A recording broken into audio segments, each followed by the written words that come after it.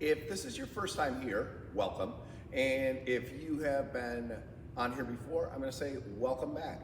Today what we are talking about are scoops. We have started using scoops this week in PE, and there are some kind of unique features with scoops that make things a little bit the same when we are doing throwing and catching with a scoop, and some things that are a little bit different too.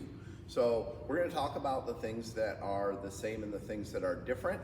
And then I'm going to show you a way that if you don't have anything that looks like a scoop at home, I'm going to show you a couple of examples of ones that I have made. So right now we have our wiffle ball and have our scoop. When I am throwing with a scoop, it is pretty much the same. If I'm going to throw underhand with a scoop, the motion is the same. I'm just going to tilt this tip down just a little bit so that my ball doesn't go straight up in the air. That's how I throw it underhand. When I throw overhand, again, it is very similar, except for I keep the tip up in the air. A couple of things that happen to people when they try to throw with scoops for the first couple of times is they will tilt this top end back too far before they throw, and the ball rolls out before you get a chance to throw it. It just falls out the back. Or they don't keep the top up like this. If I keep the end up while I make my overhand throwing motion, my ball goes where I want it to go.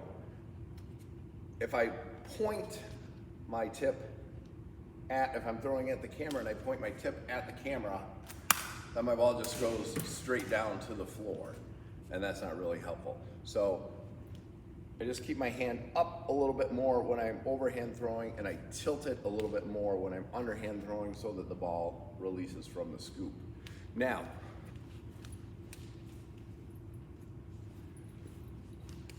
when you catch with your hands, here at Crane we teach students to that's not very good. Reach and grab when they catch, and my eyes are going to follow the ball. Same thing as far as my eyes watching the ball is going to be exactly the same, but my scoop is made out of plastic. It's rigid, and there are no fingers. So if I try to reach and grab with the scoop, the ball's going to bounce out. So you have to, we call it give. I have to move my scoop in the same direction the ball is traveling. So if the ball is coming in this way, just before the ball gets here, I'm going to move it in that same direction just a little bit so that I can cushion it and catch it. And if I throw it straight up in the air, I'm going to make sure that my scoop moves down as my ball is coming in, kind of like you would catch an egg. You want to try to make it come in as softly as possible. The other thing to remember when you are throwing with scoops is because the scoop essentially is an extension of your arm, it means that this end is going to be moving faster than here and even moving faster than here, so that the scoop essentially adds force. So I have to be careful, and I have to know that I need to throw a little bit softer to get the ball to someone that I am playing catch with. If you don't have a scoop at home, I'm going to show you 2 ways to make your own scoop. And we've already talked about how to make a ball out of a pair of socks, and I'll show you my sock ball too.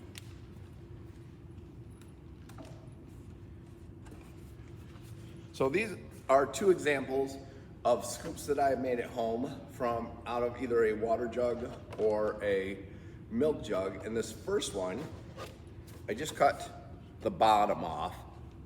And this one is going to be a little bit easier to catch with. I'm still going to move down, but there is a lot of jug or scoop that is around the ball, so it is hard for the ball to fall out. And this is a really easy one to catch with. It is not such an easy one to throw with, because I have to kind of keep this angle if I'm going to throw underhand to get my sock ball to come out. And if I do it overhand, I can do it, but unlike when I use the actual scoop, I have to keep it tilted back until I throw it. So it's kind of the opposite of when I throw with the big scoop. This other one that I made, I cut this part off and only half of the bottom. So it looks a little bit more like the scoops that we use here in class.